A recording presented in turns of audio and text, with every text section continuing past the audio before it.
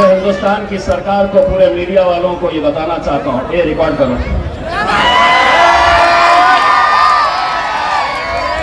तुम जितनी ताकत लगा सकते हैं उतनी ताकत लगा लो। मैं यकीन के साथ कहता हूं कि हिंदुस्तान का सबसे बड़ा जश्न अगर कहीं मनाया जाएगा तो औरंगाबाद की सरजमीन। तुम जितनी चाहे हथकंडे अपना लो, जितनी कोशिशें करनी है कर लो, लेकिन एक बात समझ लो, ये शहर ने पूरे हिंदुस्तान को अगर एक पैगाम दिया तो वो ये पैगाम था कि इत्तेहाद किसे कहते हैं। उसी इत्तेहाद की बुनियाद के ऊपर अल्हम्दुलिल्लाह पूरे महाराष्ट्र से इकलौता एक मुस्लिम एमपी चुनकर आता है, वो तुम्हारा बेटा, तुम्हारा भाई इम्तियाज जलील है। और सिर्फ अकेले महाराष्ट्र से नहीं, ये हम जैसे मुसलमानों को, दलितों को ये सोचने का वक्त आया है कि क्या हम गुलाम हो चुके हैं कि हम सिर्फ वोट डालने का काम करें। आज 10 ऐसे स्टेट्स हैं, 10 ऐसे राज्य हैं कि जहां से एक भी मुसलमान को टिकट ही नहीं दिया गया। आज की हालत, मध्य प्रदेश के अंदर एक भी आपका एमपी नहीं, राजस्थान में एक भी नहीं, गुजरात में एक भी नहीं, कर्नाटक में एक भी नहीं, झारखंड में एक भी नहीं, दिल्ली में एक भी नहीं। क्योंकि वो कहते हैं कि हम सिर्फ वोट डालने का काम करते रहो, सिर्फ वो तुम्हारा काम वोट डालना है, सत्ता में वो जाकर बैठेंगे।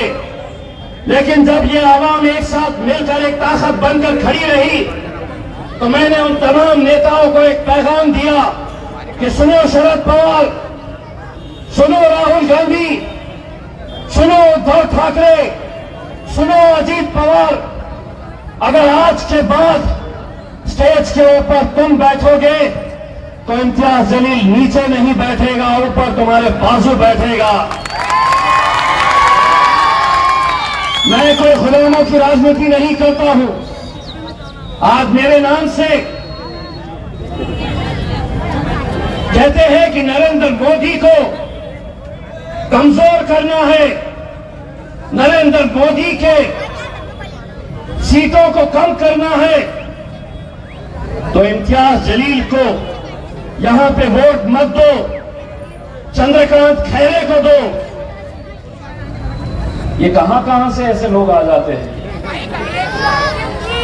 इनके दिमाग का इस्तेमाल भूसा भरा है, इनके अंदर गुलामी की आदत हो चुकी है।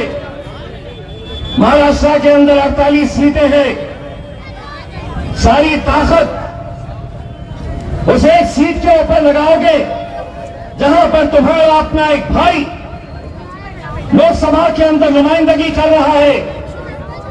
अगर है हिम्मत तो 47 की 47 सीटें जीत के दिखाओ, और अगर पूरे के पूरे जीत भी गए, लोकसभा के अंदर आ भी गए, तो मैं तुमको लिख कर देता हूं, मैंने पिछले 5 सालों के अंदर ये देखा है, जब इस कौम के खिलाफ कोई कानून बन रहा है, जब हमारी मां और बहनों से कहा जा रहा कि तुम्हें हिजाब नहीं पहनना है, यूसीसी के कानून के तहत तुम्हें यह बताया जा रहा है कि हम इस मुल्क से मदरसों को बंद कर देंगे, तुम्हारी मजहबी शिनाख्त, तुम टोपी पहनकर बाहर नहीं आ सकते, टोपी पहनना है तो मस्जिदों में पहनो।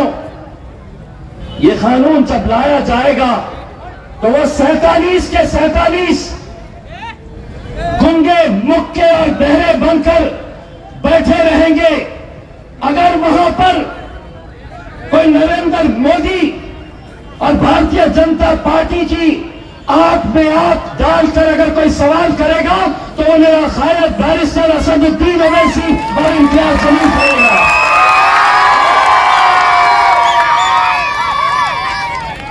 वाह, रोज महफिलें सज रही है, रोज महफिलें सज रही है, कभी इसके मकान में, कभी उसके बंगले में। नहीं, मोदी को कमजोर करना है। ए सुनो, हमें कोई 10, 20, 25, 50 एमपीज की बात नहीं कर रहे हैं। वो 300 आ जाए, हम तो अल्हम्दुलिल्लाह उनके ऊपर भारी पड़ेंगे कभी भी।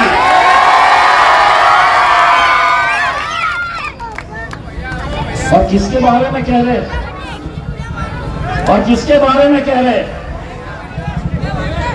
ओ भाईजान, पूरी ताकत 13 तारीख के दिन दिखा मेरे भाई, पूरा जोश तेरा 13 तारीख के दिन दिखा दे। 13 तारीख के दिन निकल और देखो, एक का मौका मिला तो 4 ठोक डाल।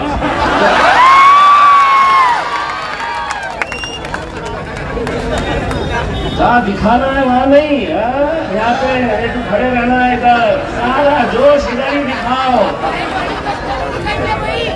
एक बात सुन ली, सवाल ये पैदा होता है कि आज जो महफिलें सज रही है, आपको ये वरगलाने की, आपको ये बताने के लिए आ रहे होंगे, आपके भी महफिलों में, शादियों में पकड़ रहे होंगे, चबूतरे पर बैठ रहे होंगे, आके आपको होटलों के अंदर समझा रहे होंगे कि 2019 के अंदर इम्तियाज जीत गया, अब नहीं जीतता। पूरा दिमाग लड़ा के तुमको समझाने की कोशिश कर रहे होंगे।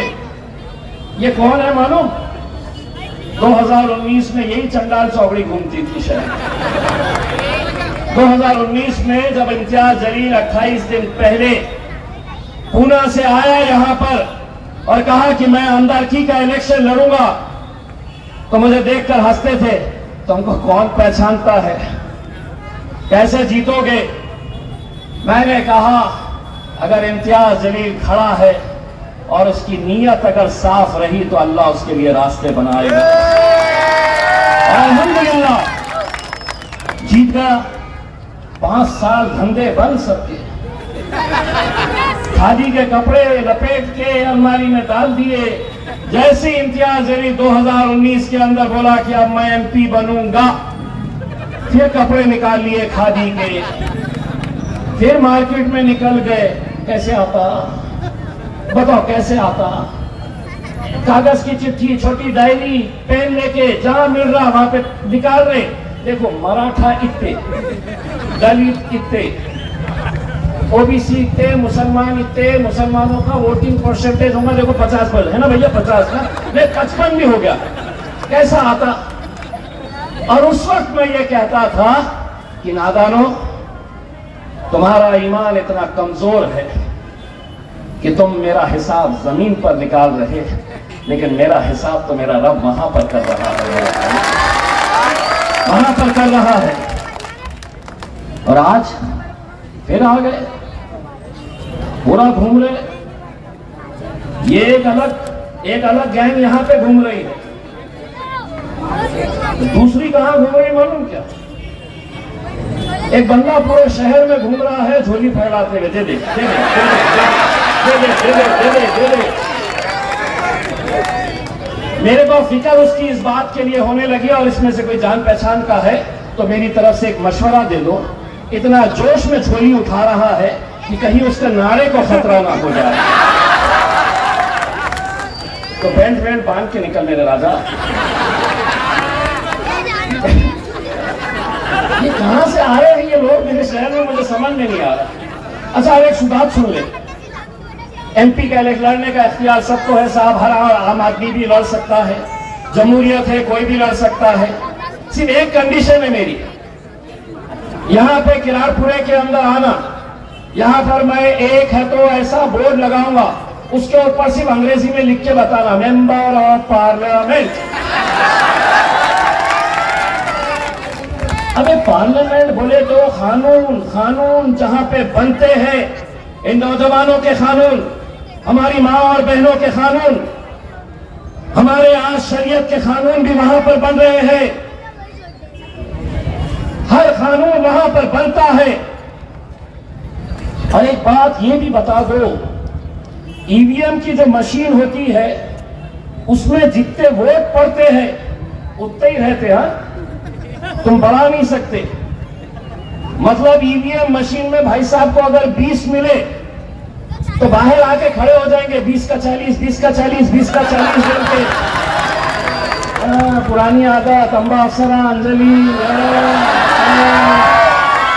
बोलेंगे बढ़ा देता, 20 का 40 कर देता। भाई जितना है, देखिए आप लड़िए साहब, लेकिन क्यों आप अच्छी तरह से जानते हैं कि आपको क्यों खड़ा किया गया है, किसने खड़ा किया है। सिर्फ और सिर्फ मुसलमानों की, दलितों की, पिछड़ों की आवाज, उसको यहां से खत्म करने के लिए। गूंगे, मुक्के और बहरे होते तो शायद नजरअंदाज कर देते, लेकिन तकलीफ इसी बात की है कि असदुद्दीन अवैसी एक अकेला था। लोग कहते थे कि अकेला रहेगा, लेकिन अल्हम्दुलिल्लाह इस इत्तिहाद की बदौलत आज असदुद्दीन अवैसी अकेला नहीं है, उनका भाई इम्तियाज जलील भी वहां पर जाकर बैठता है। बस तकलीफ इसी बात की सदा रही है। एक के दो आ गए, दूसरा वाला भी बहुत बोलता है, इतना बोलता है। पहले दिन जब गया पार्लियामेंट के अंदर तो नरेंद्र मोदी ने अमित शाह को फोन करके पूछा, रे सौदा कितने आदमी है रे सरकार? वो 2 आए, लेकिन अपन 300 पे भारी है। मेरे भाई, ये इलेक्शन कोई आम इलेक्शन नहीं है। ये इलेक्शन एक ऐसा इलेक्शन है जो हमारा मुस्तकबिल तय करने वाला है। आपको मैं डरा नहीं रहा हूं, लेकिन ऐसे ऐसे कानून बनाए जाने वाले हैं, ऐसे कानून लाए जाने वाले हैं कि जिससे हमारी आने वाली नस्ल, हमारी माएं और बहनें हमारे मदरसे रहेंगे नहीं रहेंगे, हमें किस तरह की तालीम, हमारे स्कूलों के अंदर तुम्हें क्या पढ़ाया जाएगा, ये सब बातों के फैसले वहां पर होने वाले हैं। दोस्तों, एक बात मैं और कहना चाहता हूं, और आज ये महफिल देखकर मैं जरूरी समझता हूं कि इम्तियाज जलील ने इनके बारे में ऐसा कहा, उनके बारे में ऐसा कहा, तो सुनिए। हिकमतन आज जिस दौर के अंदर हम जी रहे हैं, जो हालात है, पुणे के करीब सतारा जिले का एक छोटा सा गांव, 31 साल का एक सॉफ्टवेयर इंजीनियर नूरुल हसन नाम का एक लड़का व्हाट्सएप के ऊपर एक स्टेटस रखता है। वो स्टेटस के खिलाफ, स्टेटस किस बात का, कौन सा स्टेटस? तो औरंगजेब रहमतुल्लाह का स्टेटमेंट रखता है वो। नतीजा क्या होता है? सतारा के उस छोटे से गांव में बजरंग दल, विश्व हिंदू परिषद, शिवसेना के लोग उस गांव के ऊपर हमला करते हैं, जहां पर यह सितंबर 2023 की बात कर रहा हूं। उस गांव के ऊपर हमला करते हैं, उसे सावली नाम का गांव, उस गांव के ऊपर हमला करते हैं। मिसबाह नूरुल हसन नाम का यह लड़का, 7 महीने की उसकी बीवी प्रेग्नेंट, खाना निकाली रात का, शौहर से कही कि खाना खा लो। नूरुल हुसैन कहता है कि मैं इशा की नमाज पढ़ के आऊंगा फिर खाऊंगा। मस्जिद जाता है, छोटा सा गांव, छोटी सी मस्जिद, 4-5 मकान। मस्जिद में जब जाता है, नूरुल हुसैन ने कोई स्टेटस नहीं रखा था, किसी और बच्चे ने रखा था, लेकिन हमला किए। जब गांव के अंदर कुछ गाड़ियों को जलाए, किसी ने कहा कि मस्जिद में अब ईशा की अजान वक्त हो रहा है, तो उस मस्जिद के अंदर हमला किया गया। नूरुल हसन 31 साल का खूबसूरत सा नौजवान वजू कर रहा था, बाहर से पहले पथराव किया गया, नारे लगाए गए कि नूरुल हसन भागकर आया, मस्जिद का दरवाजा बंद कर रहा था। मस्जिद के दरवाजे को बंद करने की कोशिश कर रहा था। उतने में ही ये गुंडे वो दरवाजा तोड़ते हैं, तोड़ के मस्जिद के अंदर घुसते हैं। बड़ी फर्शी पड़ी है। नमाजियों को बचाने के लिए नूरुल हसन कोशिश करता है, गिर जाता है। उसके सर के ऊपर इतनी बड़ी फर्शी मारकर उसे लहूलुहान किया जाता है। दोस्तों, नूरुल हसन जगह पर ही खत्म हो गया। मस्जिद में खत्म हुआ। तसव्वुर करो, उसकी बीवी, उसके बुजुर्ग बाप को जब यह पता चला कि बच्चा नमाज पढ़ने गया, 7 महीने की प्रेग्नेंट उसकी बीवी को यह बताया गया कि तुम्हारा शौहर इस दुनिया में नहीं है, कभी तसव्वुर करोगे क्या मंजर रहा होगा, क्या कैफियत रही होगी। आज कहने के लिए तो मैं बहुत कुछ कह सकता हूं, लेकिन आज हिकमतन कोई नहीं गया उस गांव के अंदर, कोई फटका नहीं। ये जो यहां पे बड़े बड़े भाषण कर रहे, कोई फटका नहीं। इम्तियाज जलील के पास ये ओहदा था मेंबर ऑफ पार्लियामेंट का। वहां के एसपी को फोन करके बताया, जब मुझे ये खबर मिली कि ये हत्यारों को छोड़ने की कोशिश की जा रही, इम्तियाज जलील तुम्हारी दुआओं की बदौलत जो बना है, वहां के एसपी को कहता है कि अगर 3 दिन के अंदर अगर ये पूरे आरोपी अरेस्ट नहीं हुए तो इम्तियाज जलील सतारा के अंदर आकर बैठेगा। 2 दिन के अंदर पूरे आरोपियों को गिरफ्तार किया गया। दोस्तों, सुनो, घड़ी मेरी चलेगी, मैं एमपी हूं। हमारी घड़ी 5 मिनट आगे चल रही है, मैं 5 मिनट तो पीछे हूं। मेंबर ऑफ पार्लियामेंट हूं ना, खासदार हूं ना, मेरी घड़ी बराबर, मेरा वक्त बराबर चल रहा है। जिसका वक्त खराब चल रहा है वो देख ले अपना वक्त कैसा जाने वाला है। अपना वक्त तो अल्हम्दुलिल्लाह। मेरा सिर्फ इतना कहना है मेरे भाई, बहुत सारी ऐसी बातें इन 10 सालों के अंदर मैंने देखा है, मैंने महसूस किया है। भड़काने के लिए, नौजवान बच्चों के जज्बात को खेलने के लिए, किराड़पुरे का वो दंगल आज भी मुझे याद है। उस वक्त भी मैंने इस मुल्क के वजीर आजम को एक पत्र लिखा था, अमित शाह को एक लेटर लिखा था, महाराष्ट्र के मुख्यमंत्री को एक लेटर लिखा था और ये कहा था कि ये जो यहां पर दंगा हुआ है उसमें मेरा किराड़पुरे का कोई नौजवान शामिल नहीं है। और अगर तुम्हें साबित करना है तो तुम एक इंक्वायरी लगाओ, एक हाई लेवल इंक्वायरी लगाओ। मैं तुम्हें बताऊंगा कि कौन लोग थे, कौन लोगों ने यह हरकत की है। किसी का जवाब नहीं। प्रधानमंत्री नरेंद्र मोदी साहब का एक दिन जवाब आया मेरे लेटर के ऊपर। मैंने कहा कि चलो, खुशी की बात है कि इंक्वायरी होगी। पत्र में क्या लिखा था? आदरणीय इम्तियाज जलील जी, आपका पत्र मिला, धन्यवाद। कहां कहां से कैसे कैसों को क्या क्या बना देती है यार ये।